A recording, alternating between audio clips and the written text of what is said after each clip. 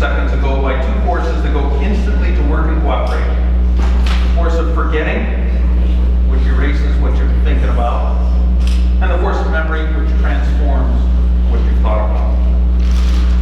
Now, I want to start off with a citation or quotation from the Gospel of John. And this is the thing that holds ecumenism together. It's John 17. And I have given them the glory that you gave me, so that they may be one, as we are one. I and them, and you and me, that they may be brought to perfection as one, that the world may know that you sent me, and that you love them, even as you loved me. Now this causes problems because that the world may know that you sent me, and yet Christians are not united. That's the problem that this brings. This poses an issue for us. The very gospel that we read. Now this happens to be a wonderfully chosen date for this topic. God was looking out for us. Because on Sunday, for those of you who are listening, I'm not saying anything. We had the second reading was from Paul's letter to the Corinthians, the first letter to the Corinthians, and there he was talking about divisions, that there be no divisions among you. Why would he ask this if there were none? We've had divisions in Christianity since its very beginning, because there are rivalries among you. And the question then comes down again with Paul. Is Christ divided? And the concern is that this is what we show to the non-Christian world. That we ourselves are divided. We can't even get together and agree on how we read the same book. We can't even get together and agree on what's in the book. By the way, we Catholics, we got a deal. Okay, there's more books in the Catholic Bible than in any other. You get more for your money if you're Catholic.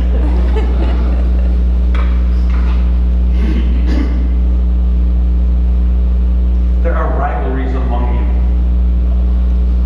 So is Christ divided? Now, divisions in the church, they have been around since the beginning. We just saw 1 Corinthians.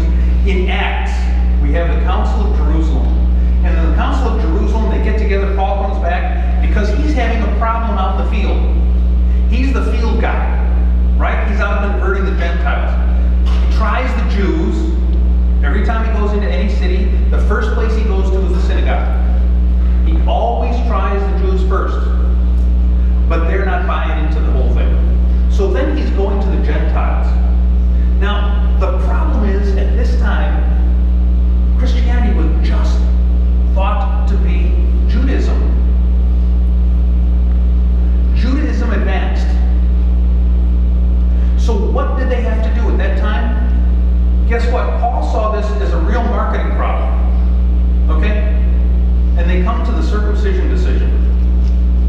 Because before this, Christians had thought that in order to become a Christian, you had to be circumcised if you were male.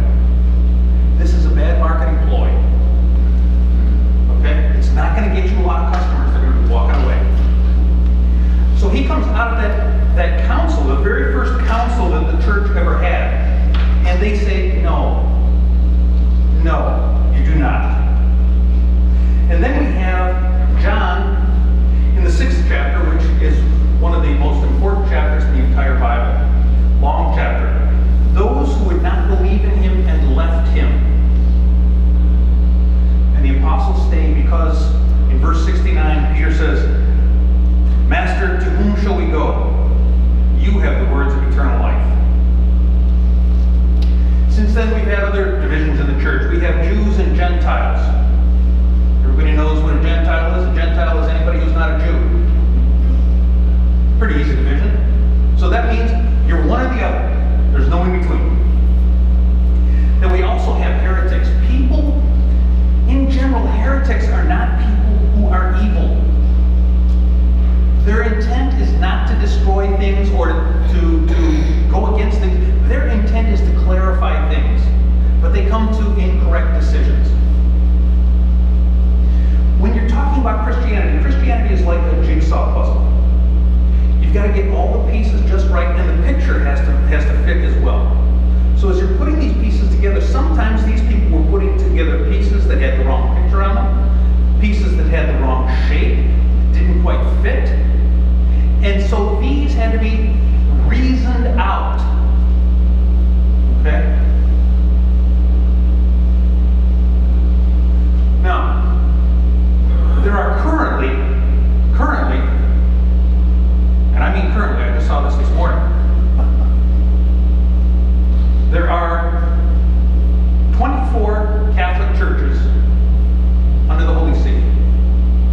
You guys know that? No. There are 24 Catholic churches that are under the Holy See. Many of these have different rites. There are some, one of my classmates at Duquesne is a priest from India. He calls himself a Thomas Christian. He is a Catholic priest, but he's within a sect that had different rites, some different concepts. The Chidi is under he believes that the Pope is in charge. They are under the Holy See. So there are a number of these. Most of them are from the East. In fact, all of them are. What about Byzantine? Pardon? What about Byzantine? Byzantines, yes. They would be included in that. Right. When you say Byzantine, there are also the Orthodox who are different. Okay, we'll talk about that a little bit. Okay. What we have in the beginning, early, we have this concept. Some of you may have been brought up under it. This is the Latin for it. Extra ecclesiam nulla salus. Outside of the church, there is no salvation. You must be Catholic to go to heaven. Sister Mary Holywater used to teach us that. Okay? And this was a belief that was a Catholic belief. It comes from St. Cyprian, who died in 258. Cyprian was from North Africa, and this was one of his concepts. Outside of the church, you cannot get to heaven.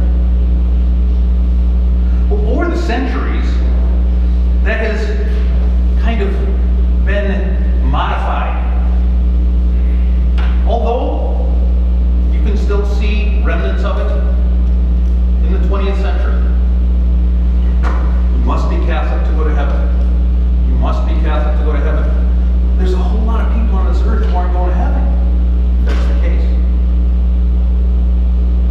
And not all of us Catholics are either. Okay?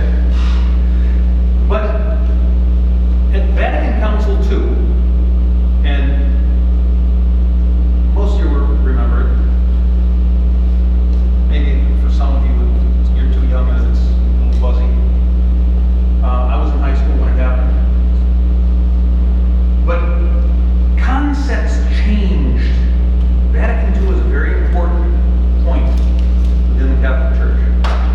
And concepts changed. And this was softened by a document called Unitatis Redentratio, that they may all be reunited as one. We'll go into that later. We have in 1054, many of you may remember the schism. This is the Orthodox. This is the Orthodox. Okay? The origins are traceable in part back to the Roman move. Constantinople took the move, he moved the capital of the Roman Empire from Rome to Constantinople. Actually, there's a way stop in between here, Ravenna. But to Constantinople.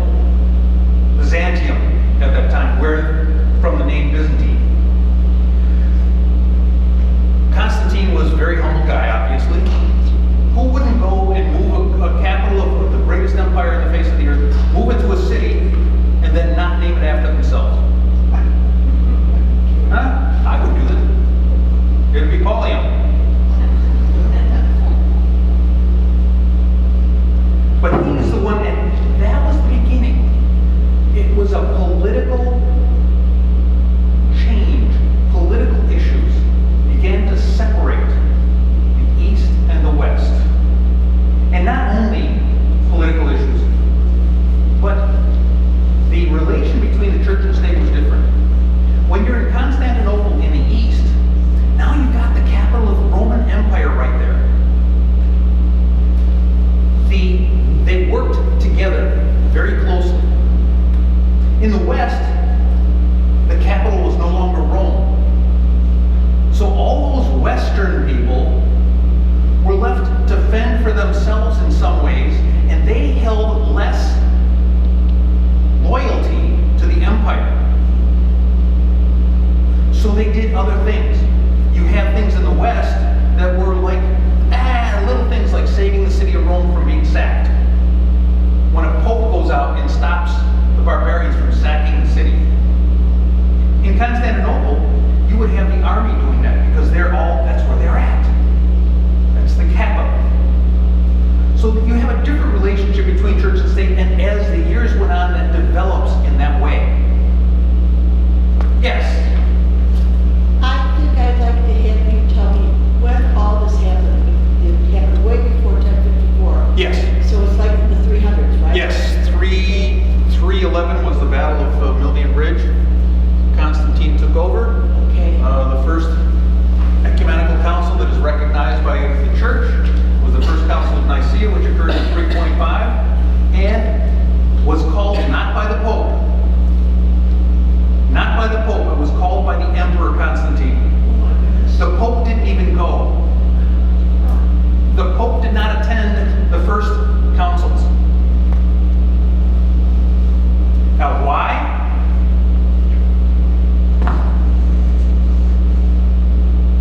Is that better? A little closer to mom. Thank you, Mom.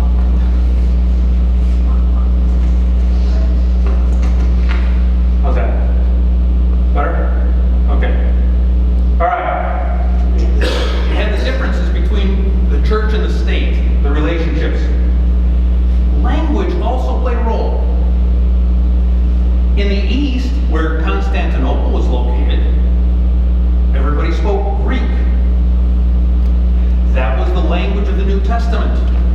That was the lingua franca. That's the language of trade.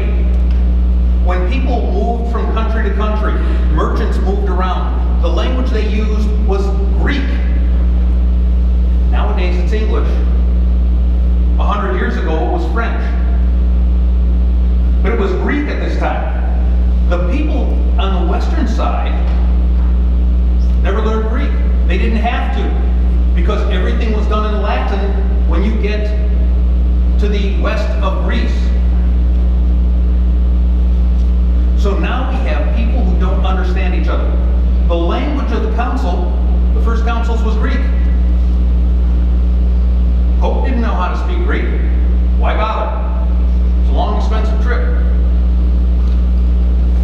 So they remain separated by language as well as everything else. Now the 1054 schism, it appears as a situation, here's how it ended up. It's a situation, the acceptance by which each part of Christendom lives, behaves, and judges without taking notice of the other. So for centuries, the Oriental churches and the Western churches have existed side by side, pretty much without even worried about what the other guy's doing. You're excommunicated? No, you're excommunicated. So they really didn't pay it much attention.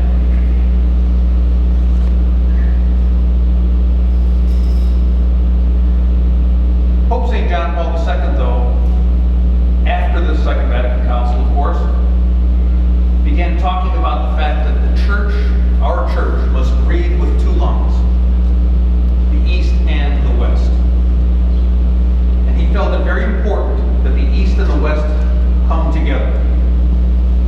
And there's been a lot done in that direction.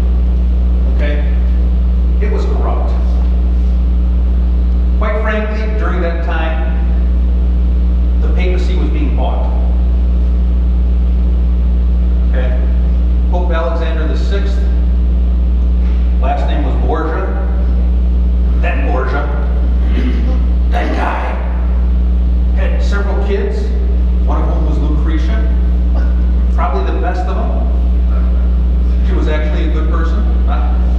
She was not the poisoner. Okay? But she was the son of the Pope, or the daughter of the Pope. He had 2 sons, one of them killed the other one. And then he also had another concubine down in southern here, just for, when he was on the road.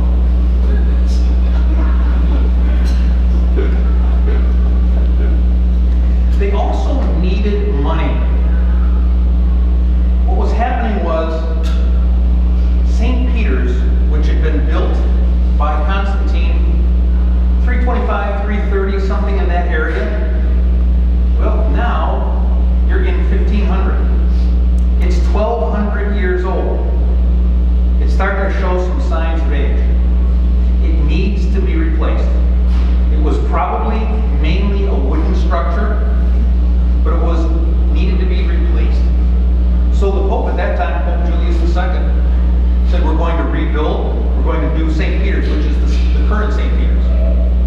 Okay? But guess what? We need the money for it. We need the kapusta. So we're going to do some inventive things. What we're going to do, I got an idea. We're going to sell indulgences. You come and you pay money, and we will get you out of purgatory earlier. But I got a better deal for you. Even better.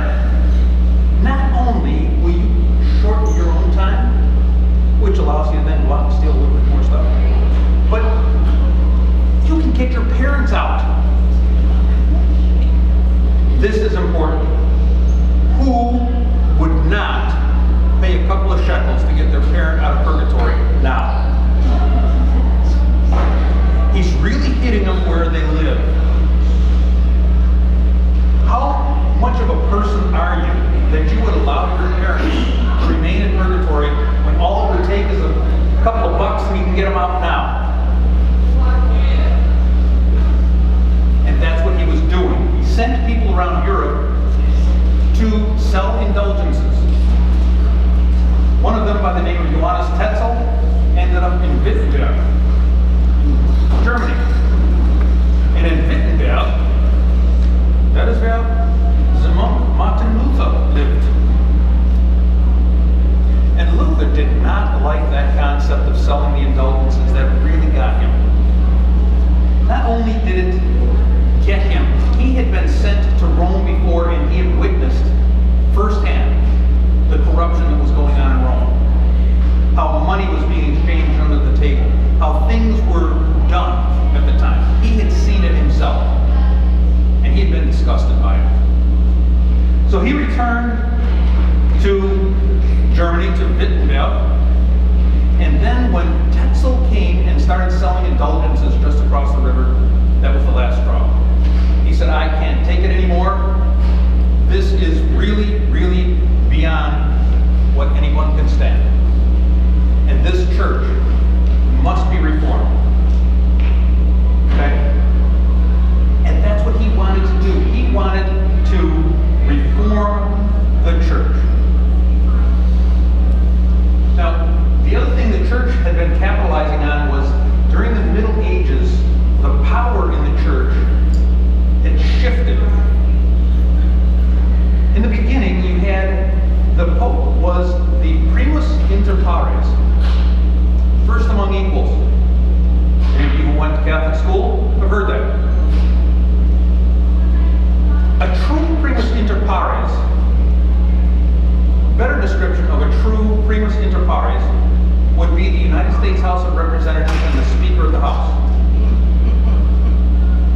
The Speaker of the House is elected by the rest of the representatives, has no extra powers except to run the meeting, because you got to have somebody running a meeting. That was the initial way it worked. But the bishopric of Rome eventually started accumulating more and more influence. Along with influence goes power. And in the Middle Ages, it began to flow more and more in the direction of Rome.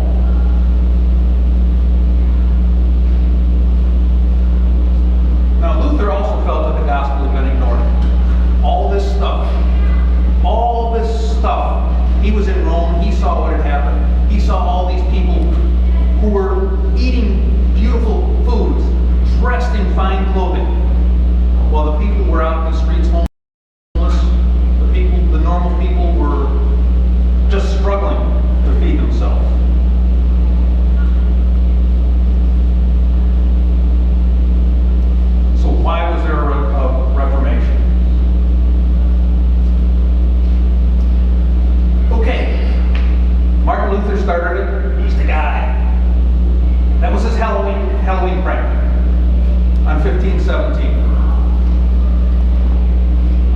October 31st, he finally had enough, and he had gone through the trouble of writing out 95 concepts that he would like to see debated. I want to talk with you, and I want to talk with you about these things, these 95 theses. Just posting this was not abnormal. Luther did nothing strange.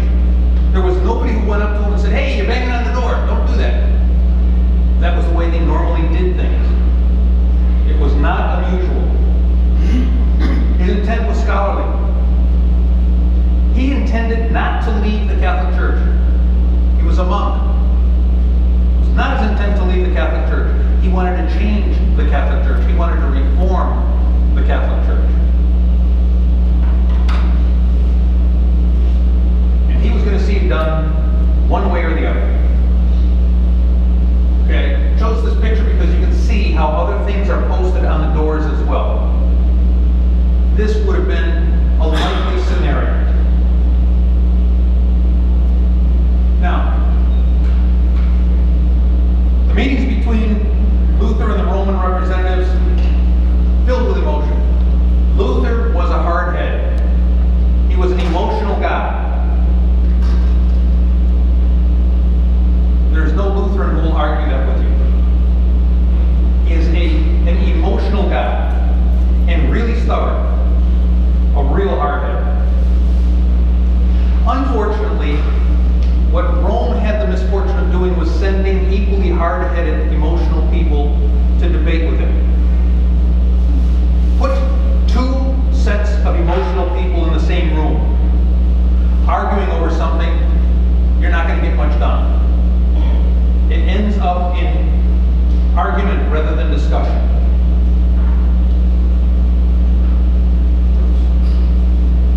So things are hardened.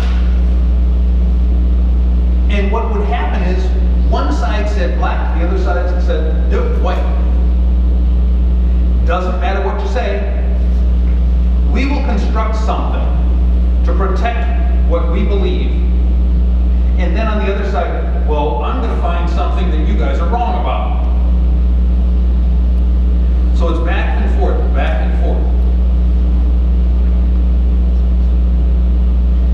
And unfortunately, what happened was these people had begun arguing about things that would not necessarily have caused a split had they been handled differently. Had they been handled differently. Okay? They ended up with different definitions that they were using. What is the church? What is the church? We Catholics, we believe that when we say church, we have a capital C around it, that the church is the Church Catholic. Catholic means universal.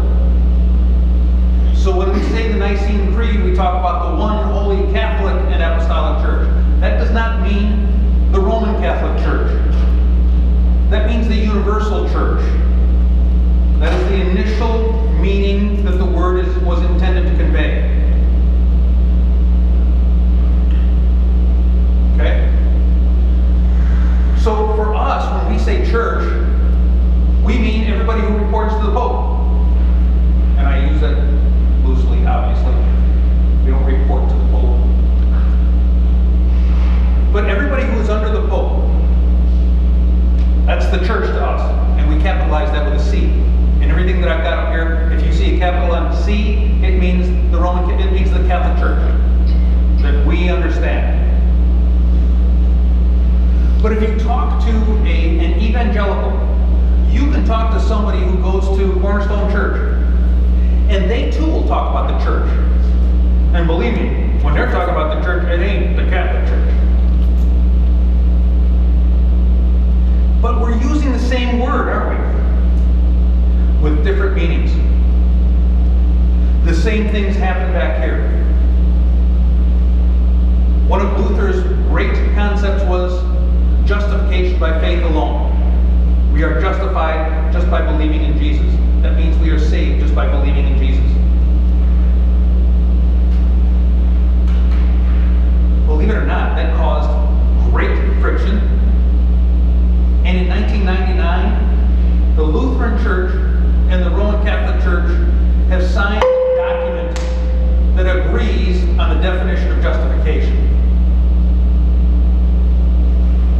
We agree. So what you can look at is from 1517 until 1999. If we'd have thought about it, we were talking about the same thing. But we didn't. You had Marty, who's a hothead, facing Cajetan, who's a hothead, and they are just not going to come to any kind of agreement.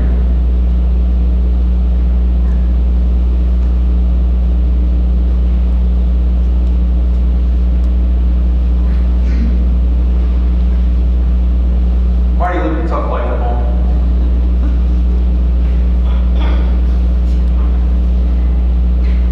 Now, points of conflict. The first one is, who interprets the Bible?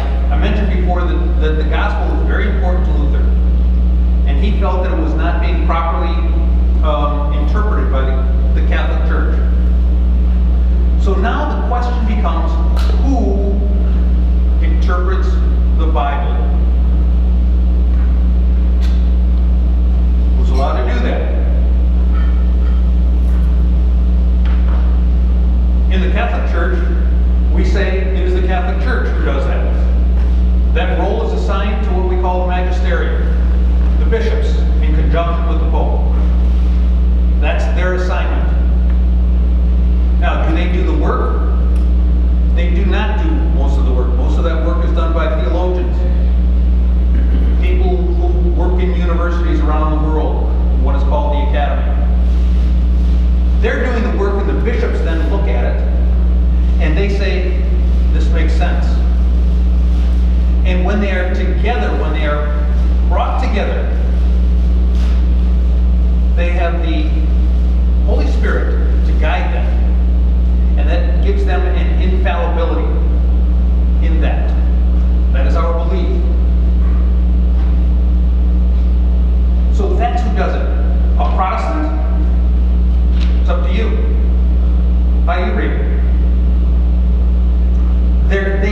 The abandonment of a single authority causes a shattering of that authority.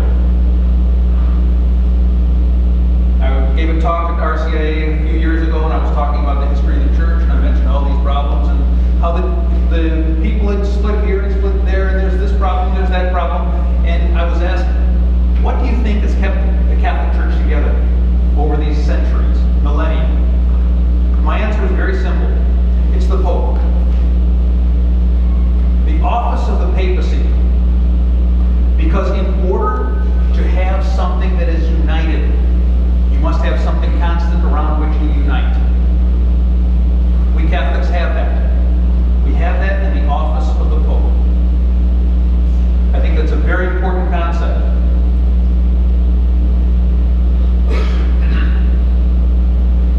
Another one, justification by faith alone. Luther believed that you are justified just by believing. If you truly believe in Jesus as the Christ, you will go to heaven. Plain and simple.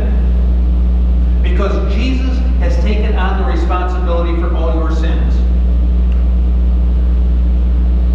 There's no purgatory. That's a Catholic concept. When you die, you go to heaven or you go to hell.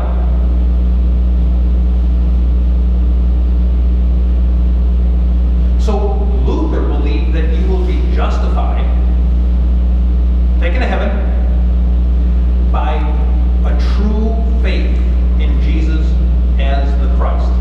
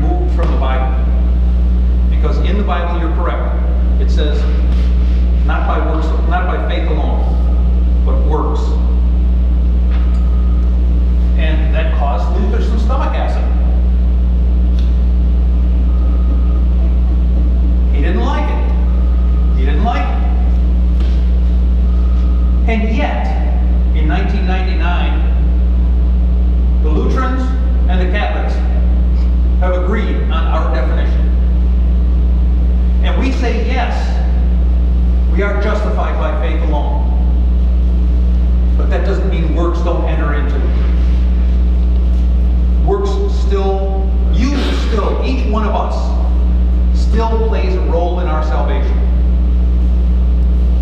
It's our choice. It's our choice to be with God or not. We play a role in it. Our lives are not just a charade.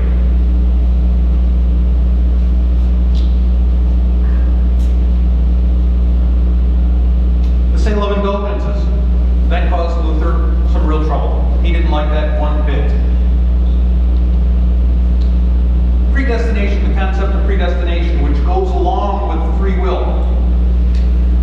There are things in the Bible that seem to indicate that we have been predestined by God to go to heaven or to hell, or at least to go to heaven, before we've been conceived. So you are predestined to do that.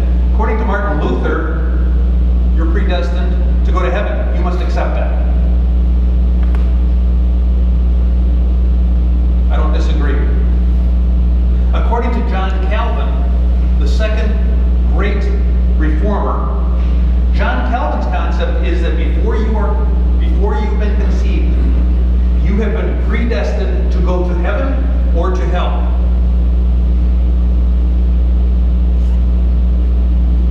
What am I doing here? If I'm predestined to go to hell, why am I going to bother? It seems to me like a very harsh concept. Okay? Anybody who's a Calvinist and a true Calvinist, full Calvinist, believes in that concept. I'd say that most Calvinists nowadays have softened it because there is another reformer by the name of Arminius who softened it. And most Calvinists will call themselves Arminian because they can't also abide by the fact that some people are just going to hell. And there is nothing you can do about it. I had a discussion with one of my classmates at Duquesne who was a Presbyterian minister. And he said, you know, you're predestined because God is sovereign. We have no say in it. And I said, then why in the Our Father does it say to us, forgive us our trespasses as we forgive those who trespass against us? Doesn't that give us a role in this whole thing? Doesn't that make our lives meaningful? He said, well, in Paul it says you're predestined. I said, I'll take Jesus over Paul any day. But they hang their hats on sovereignty. Okay? Just to let you know, Calvinists, Presbyterians are Calvinists. Okay? So some of them may be Arminian, some of them may not. Do not describe to those people that double predestination.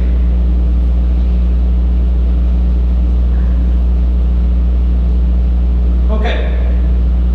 Now, Luther came up with 3 things that he said, this is all you need. Sola. This is all you need. Sola fide. Faith alone. Only faith, that's all you need. Only grace. Sola gratia. Only grace. The grace freely given by God to us. And only the Scriptures. Now it's this last one that causes us Catholics some stomach acid. This one doesn't work for us.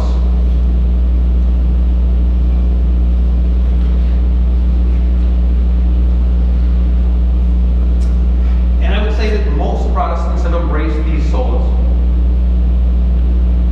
Most will go along with it. But when you say sola scriptura, for instance, it doesn't mean just the Bible to most of them now.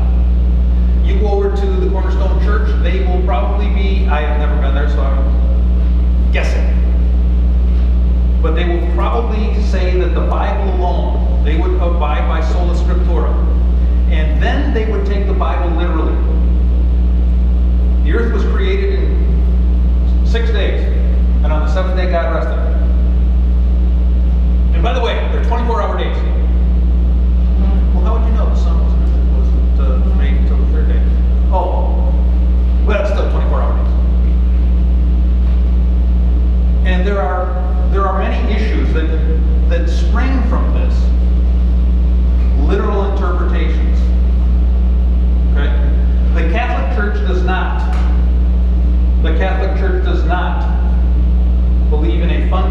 fundamentalistic interpretation of the Bible. That is the official. I've got the document at home.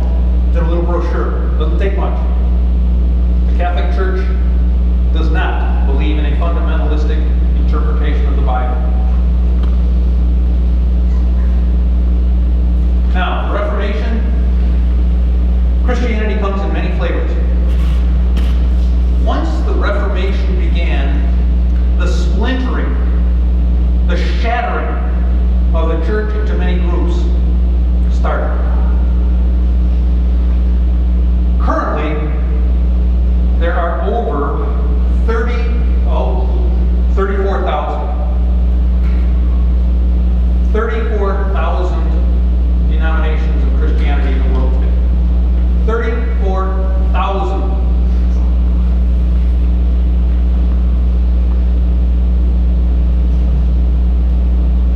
Now, Protestants find less problem switching denominations because they don't hold the same elevated concept of church with a capital C that we Catholics do. To us, our church is very important. It's a very important thing. It's tangible, it's visible. We know it. We know about it. It's a significant thing to us. And if you're a Protestant, you don't have that same kind of thing to fall back on. Yes, Ken?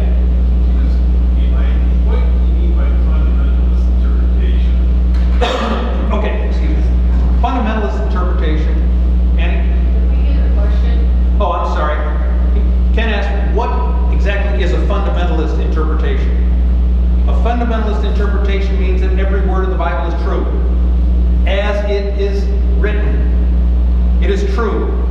A fundamentalist says that the Bible is the words of God. A Catholic will say that the Bible is the Word of God. Okay? Again, we Catholics, we're not, the six-day creation story has not been condemned by Catholicism. But I can tell you this, the concept of the Big Bang was discovered by a Jesuit priest. Father Georges Lemaitre in Belgium. So it's fundamentalism that, let me ask you this. How did Judas die? One of my favorites. He hung himself. No, he didn't. He went into a place on the ground and his guts fell out. That's the second interpretation. That's in Acts. Okay? I'm sorry, So I now- didn't hear that. Read all that. Okay. My question was, how did Judas die? Okay. And what's the answer? The answer, Ken said, is he hung himself. Yeah, of course, it's in the gospel. Right. But in the book of Acts, it says that he went into a place, he fell down, and his guts spilled out on the ground. Well, how do you get those? How do those two, can they be reconciled? That's not the same thing. No, it's not interpretation. Yes? How many times has the Bible for the Catholics been rewritten in different languages? I think part of that, That's translation. all right? How Okay. many times has it been translated? Many times. But we have sufficient documentation that we feel very confident that that we have pretty darn close to the original manuscript But text. not perfect. Not perfect. Not perfect. Not perfect. But when you're looking at this, and I'm going to go back to Judas again, okay? I read a fundamentalist book trying to explain the difference. And this is the gymnastics you have to go through if you believe in a word-for-word interpretation of the Bible. This is beautiful. Well, we know where the plot of ground that Judas bought was at, and it's right next to a big cliff. So what Judas did was he went up on the cliff and he hung himself on a tree. And unfortunately, Judas was too stupid to know that he needed a living branch. So he hung himself on a dead branch, which broke. He fell down, and then his guts spilled out. Who says that?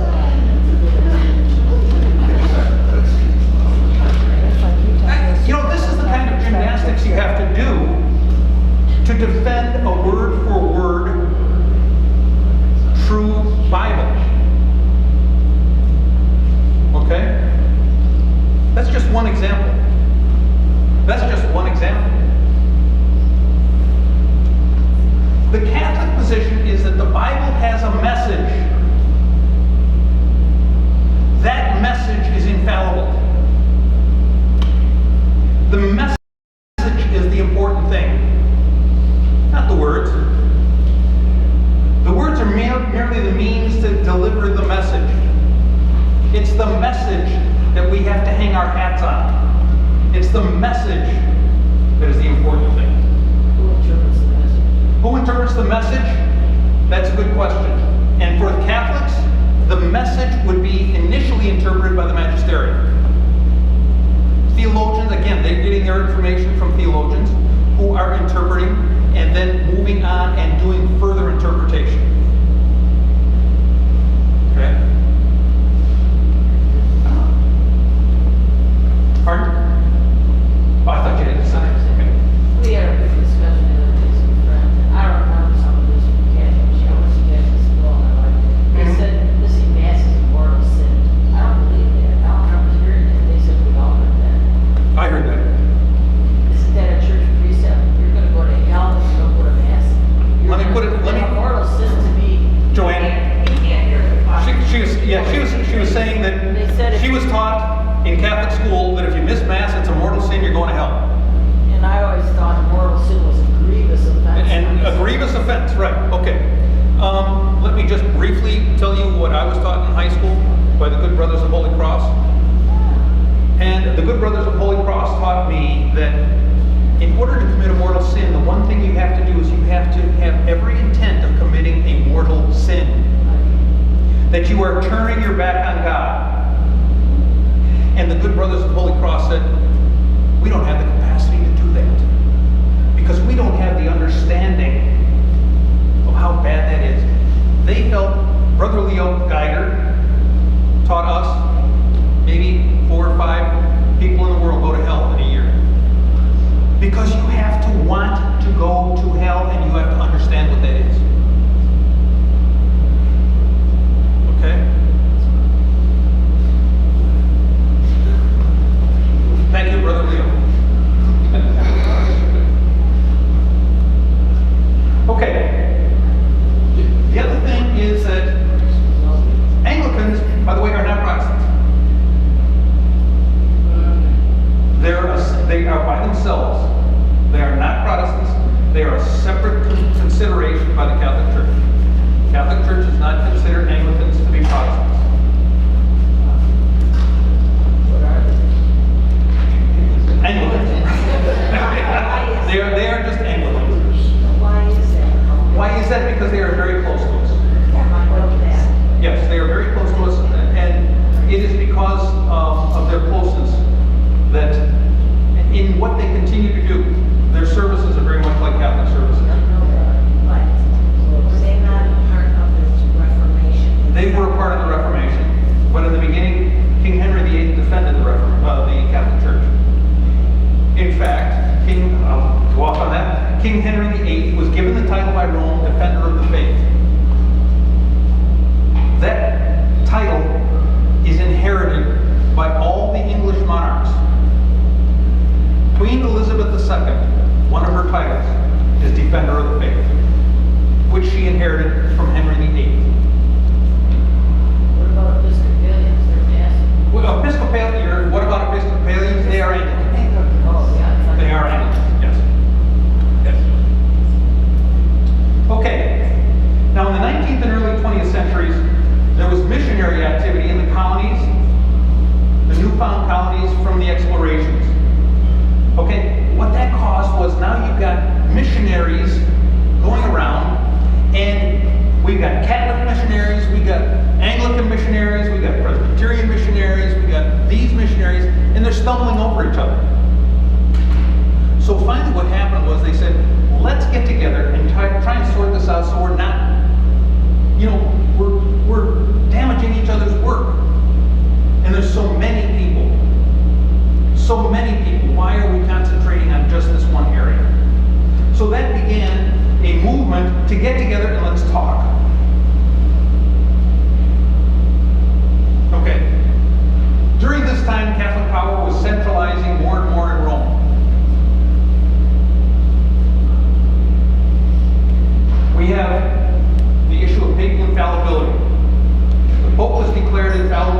Vatican Council in 1870.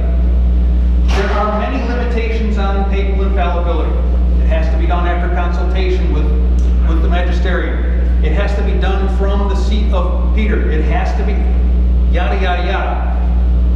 Okay, since 1870, 150 years ago, conveniently enough, since 1870, how many times has the Pope made an infallible declaration?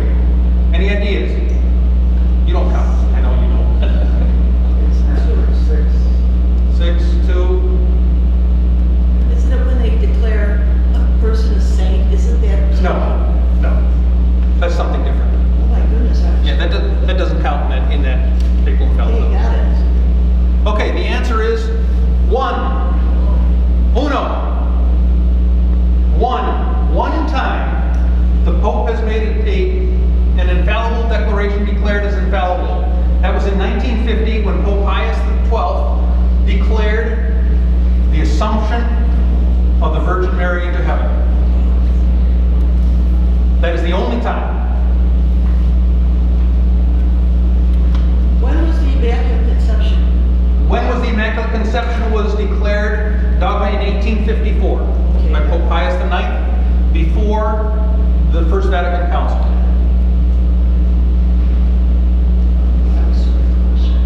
Okay.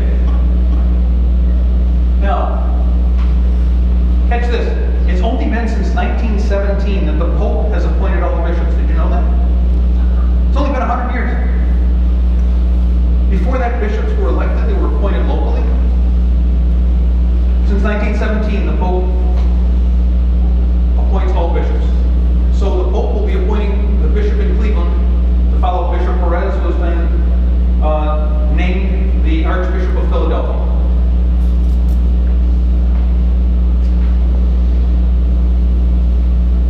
Okay, now we have the World Council of Churches. The World Council of Churches was formed in 1948. The Catholic Church is not a member.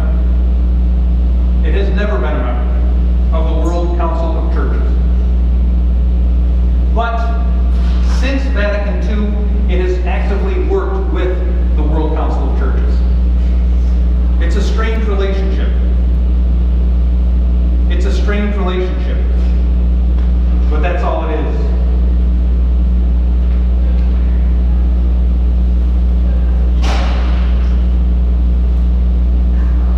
Now, one of the major points of Pope John the 23rd, when he called Vatican II, one of the major points he wanted to emphasize was ecumenism. It's important. And at that time, the language began to change. Instead of talking about all these Protestants and all you people returning to us, we now talk about reunification. It is an objectionable thing to the Protestants to be told you have to return to us. That is a put-off in the beginning. And besides that, some of the concepts that the church has developed have indicated, you know what? Maybe they weren't so wrong after all. The definition of the justification of faith by faith alone. We are justified by faith alone. That's how we are justified. That Jesus and his death unlocked the gates. If you can think of it in that way. That opened the gates for us. We still have a role in walking through.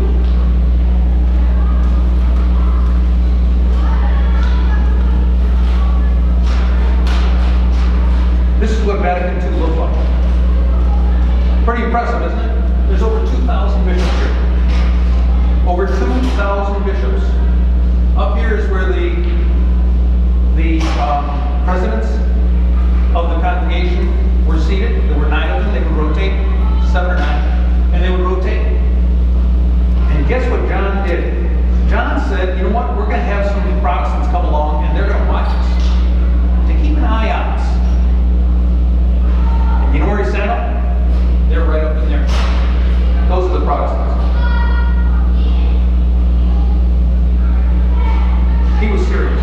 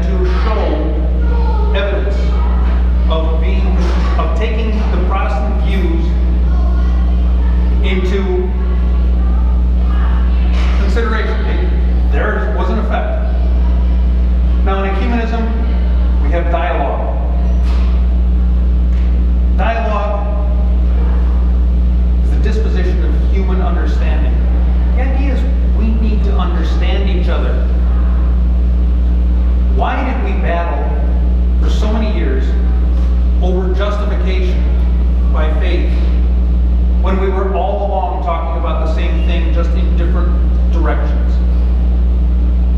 So let's come together and see what we've got.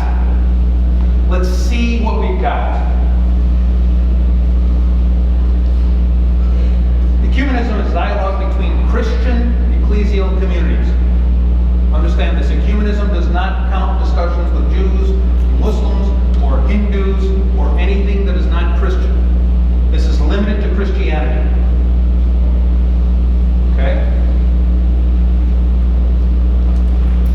Dialogue is not argument.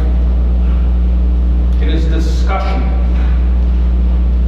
Each party is to clarify their own faith to the representatives of the others. The parties to these meetings, they tell others what we believe. This is what we believe. And their goal is to find a position of mutual understanding. What do we believe in common? Do we see it the way you do, but we're just wording it differently? How is this working?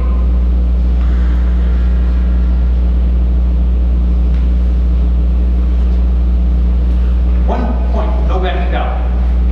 This is one of the principles. When you come in there, you are to represent your faith tradition. You will not back down from it. If you're going to back down, do it someplace else. But there's no backing down, because that's not the purpose of this. The purpose is to reach mutual understanding. So there is no proselytism. There is no trying to convert the other guys.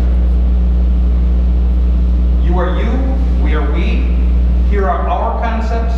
Let me hear your concepts. Where can we reach agreement? Where are the points that we agree on?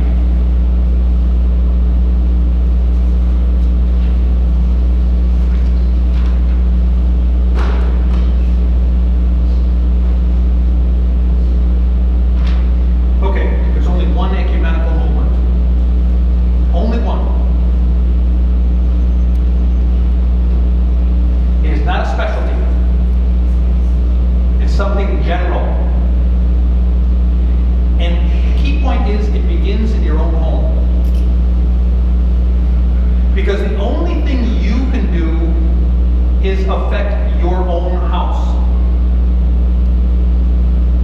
You're not going to affect the others. That's the assumption. You're not going to affect the others. What can you do within your own house to sweep out things and bring us to a better concept?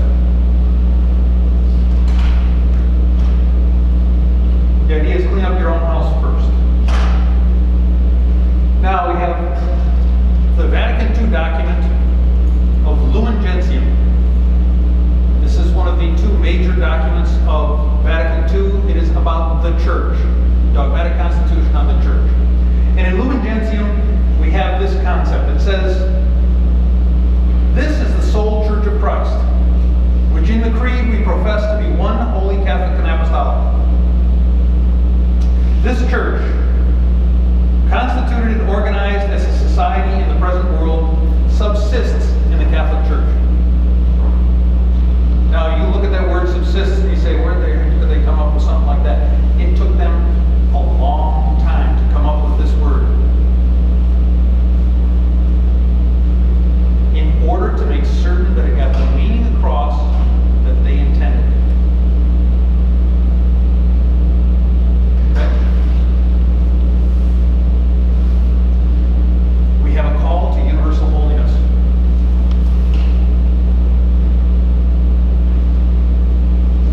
This doesn't happen.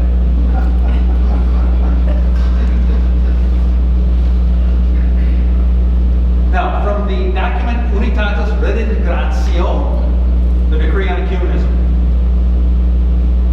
In subsequent centuries, much more serious dissensions appeared, and large communities became separated from full communion with the Catholic Church, for which often enough men of both sides were to blame. We're taking our own responsibility. One cannot charge the sin of separation. This is important. One cannot charge the sin of separation to those who at present are born into these communities and in them are brought up in the faith of Christ, and the Catholic Church accepts them with respect and affection as brothers.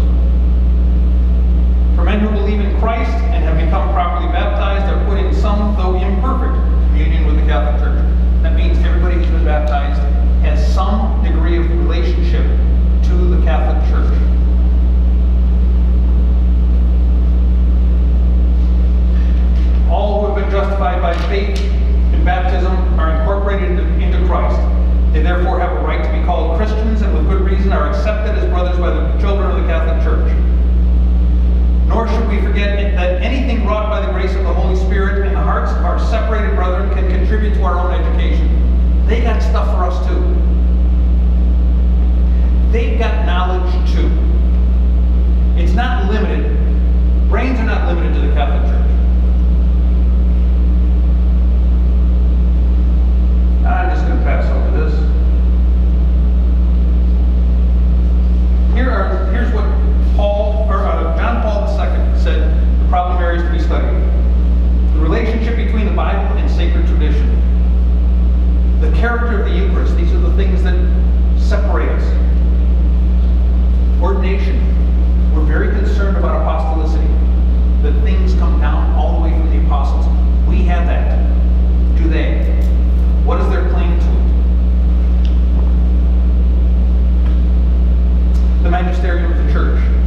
Important concept. That's where we get it. And the Marian doctrines. These have caused problems. Now, all of this stuff. Now, here are the things that pull us together. God's will that we be one. We have common beliefs. We have a belief in Jesus as the Son of God. We have a belief in the Trinity. These are our common beliefs. We have the week of prayer for Christian unity, which just ended. Just ended. Octave for Christian unity, 18th to the 25th of January of every year. We have some different views of the same things, like justification.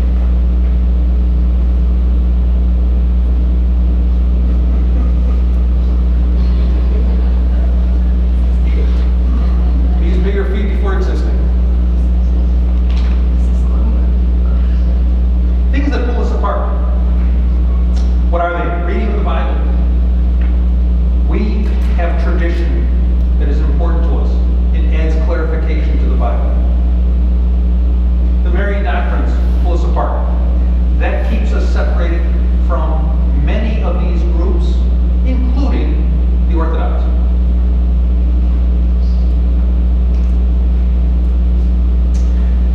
The individual interpretation of the Bible, for us, the magisterium, is required. For the Pope's papal infallibility causes a lot of stomach acid. A lot of stomach acid. However, get this. A recent bishop, Archbishop of Westminster, said that he has no problem with reuniting with the Catholic Church under the Pope. Because he said there's got to be one head in one organization. Ergo, the Pope fits. Married clergy. Women and gay ministers cause us problems. Now, what dialogues are underway? ARSIC, Anglican Roman Catholic Interfaith Conference, has met and has supplied 3 documents. So we're getting someplace. The Lutheran Catholic Joint Declaration of Justification, and there are 10 other documents that we have signed together with the Lutherans. Dialogues with Eastern churches. Dialogues with almost any group, including evangelicals, including the people who believe in the fundamentalistic interpretation of the Bible. We'll talk with anybody. What brings us to this? This one, we're brought together by our ideas on abortion. They pull us together. Okay, this is one thing that I want to mention. The Abbé Couturier proposed a formula which may seem vague, but here's something that we have to accept because we say the Our Father. In the Our Father we say, Thy will be done. We don't often mean that. We don't often mean it in an absolute way. We are saying it and say, Thy will be done, as long as it's the same as mine.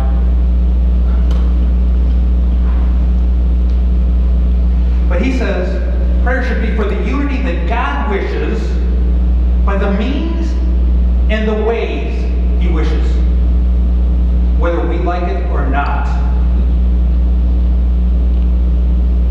Remember the Our Father. Just a little bit of advice. And now, for this season,